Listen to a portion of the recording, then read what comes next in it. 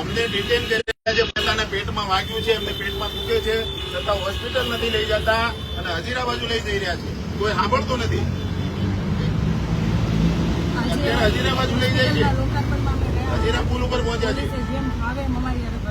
હા, અમારા કોર્પોરેટરો હારે મારામારી કરી છે અને મને ક્યારનું એ લોકો જે પ્રમાણે પેટમાં ખેંચું અહીંયા અંદરના ભાગમાં બહુ દુખાવો થાય છે. ક્યારના અમે અહીંયા કહીએ છીએ કે પેલા મને હોસ્પિટલે લઈ જાઓ, અમે લોકો માટે હોસ્પિટલ બનાવીને ઓપનિંગ કરવા ગયા, પરંતુ હજી પણ પોલીસ ગમે ત્યાં પેલા સારવારની અમારી કરાવી, અમે એમાં શું ખોટું કર્યું? આમાંથી કોઈ સાંભળવા તૈયાર નથી. મને કઈ પણ થશે કોઈ સાંભળતા નથી, કોઈ સાંભળી નથી જોતા. પોલીસ સ્ટેશનની અને મંત્રીની રહેશે.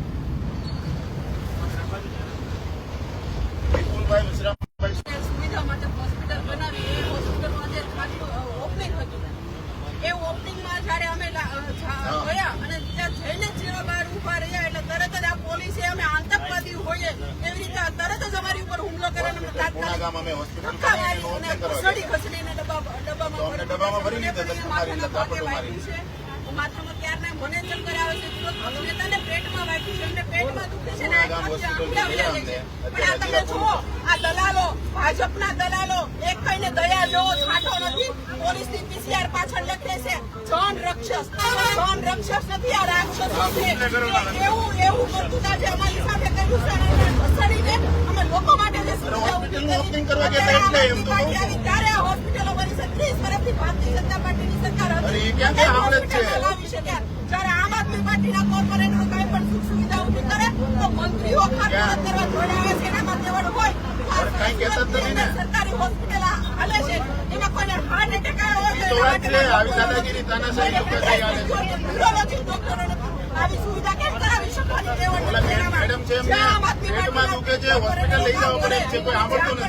લોકો માટેની સુખ સુવિધા હોય તો ઓપનિંગ કરવા, ખાતમુહૂર્ત કરવા દોડી આવે છે. આજે તકલીફ છે, વિરોધ પક્ષના નેતાને આંખમાંથી આવડાવ્યા જાય છે.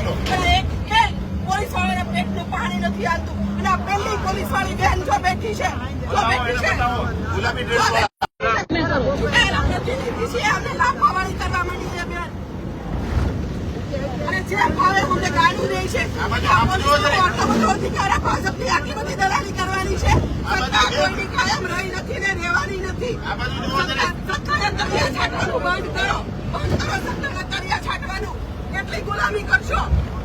એવું તમે હું ખોટું કર્યું હતું ત્યાં પોલીસે અમને લાફા માર્યા. ચૂંટાયેલા જનપ્રતિનિધિ છે, લાખો લોકો એમને વોટ આપ્યા છે અને જે પ્રતિનિધિ બનાવ્યા છે આ પોલીસના માર ખાવા માટે નહીં. જયારે અમે કામ કરતા હોઈએ ત્યારે ભાજપના નેતાઓ પોલીસને આ દલાલી કરવા આગળ મોકલી દે છે અને અમને મારામારી કરીને અમને જયારે હોય ત્યારે અમારી ધરપકડો કરાવે છે. જો આ પોલીસમાં આટલી બધી તાકાત હોય તો નાકે નાકે દારૂ નાટા હાલે છે, કરાવે બંધ. એમ નથી, એ નથી થતું. જયારે આમ આદમી પાર્ટીના કોર્પોરેટર કાંઈ પણ ઓપનિંગ કરતા હોય, કાંઈ પણ ખાતમુહૂર્ત કરતા હોય તો તરત જ દોડી આવે છે અને આતંકવાદી હોય એની જેમ એમની સાથે વર્તન કરે છે. આ પૂરા પોલીસ છે. તમે જો ભાઈબેન સાકરિયા વિરોધ પક્ષના નેતાને ક્યારનું પેટમાં દુખે છે, પૂરા અમે નીકળ્યા ત્યારથી અમે કહીએ છીએ કે એમને હોસ્પિટલ લઈ જાઓ, હોસ્પિટલ લઈ જાઓ. આ એક કઈ સાંભળતા નથી. આજે કેમેરાની સામે પણ બધા મોઢા ફેરવીને આ બેઠા છે, બધા આ મોઢા ફેરવી લીધા છે. ન્યાયની દલાલી કરે છે ભાજપની, એક તળિયા ચાટે છે.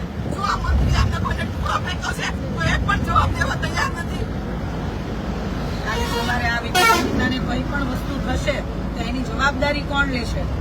આજે બેનની આંખમાંથી આંગુડા જાય છે છતાંય કોઈને કોઈ સામું જોવા તૈયાર નથી. આજે આ બેનને કાલે કઈક કોઈ તકલીફ થઈ જશે તો એના જવાબદાર આ લોકો રહેશે.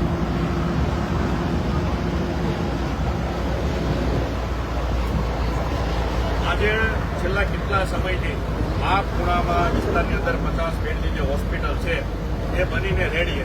ત્યારે ભાજપના એક બે મંત્રીઓને કે તંત્રીઓ કે સંત્રીઓ જે કાંઈ કહો કે દલાલો કહો કે કાળા કામ કરનારા કે હપ્તા ઉઘરાવનારા આવા ભાજપના જે પણ લુક્કા લોકો છે એમને કોઈને ખબર નહોતી કે અહીંયા હોસ્પિટલ બનીને તૈયાર થઈ ગઈ છે.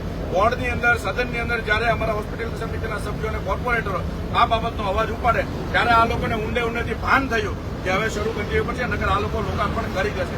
હવે આજે જે હોસ્પિટલનું લોકાર્પણ કરવાનું હતું, જે આમ આદમી પાર્ટીના કોર્પોરેટરના ઓફિસે જે આમંત્રણ હતું જ, તેમ છતાં આ વિસ્તારના ધારાસભ્ય કમ મંત્રી જે માત્ર ફાકા ફોજદારીમાં જ માને છે અને ગેરકાયદેસર કામો કરવામાં જ માને છે એવા મંત્રીને આમ આદમી પાર્ટીના કાર્યકર્તાઓ અને કોર્પોરેટરનો ડર લાગ્યો પોલીસને આગળ કરી. આ પોલીસને બીજું કાંઈ કામ નથી. આ પોલીસનું એક જ કામ છે દારૂના હપ્તા ઉઘરાવો, ડ્રગ્સવાળાને રક્ષણ આપો, બળાત્કારો થતા હોય એને રક્ષણ આપો, લુખ્ખાગીરી ચોરી થતી આવા ચોરોને રક્ષણ આપો. પણ જે જનહિતનું કામ થતું હોય ત્યાં ભાજપના ઇશારે દલાલી કરવા, ચાટુકારિતા કરવા, ટુકડો ફેંકવો એટલે ચાટવા માટે પૂજી દેનારા લોકોને આગળ કરી અને અમારી જેવા જે ખરેખર જનહિત માટે લડતા હતા એવા તમામ આમ આદમી પાર્ટીના કોર્પોરેટરો અને કાર્યકર્તાઓની ધરપકડ કરી છે. હાલમાં જે ઘટના બની છે એમાં 2 વ્યક્તિઓને ખરેખર વાગ્યું છે, પેટમાં વાગ્યું છે, પાયલબેનને, રત્નાબેનને માથા પર વાગ્યું છે. તેમ છતાં અહીંયા જે પોલીસ છે એ રાવણ કેમ હસતો હોય એમ હસે છે. એમને એટલી શરમ નથી કે ખરેખર પેલા હોસ્પિટલ લઈ જઈએ એ બધું જ ભૂલીએ અને પોતાને બટકું રેટલો ફેંક્યો એ નીરે એ નીરવું અને એ ચાટવામાં જ રસ છે. અને એક પણ પોલીસ વાળો અહીંયા ઉભા છે ડી સ્ટાફના કે છે કોઈને રસ નથી.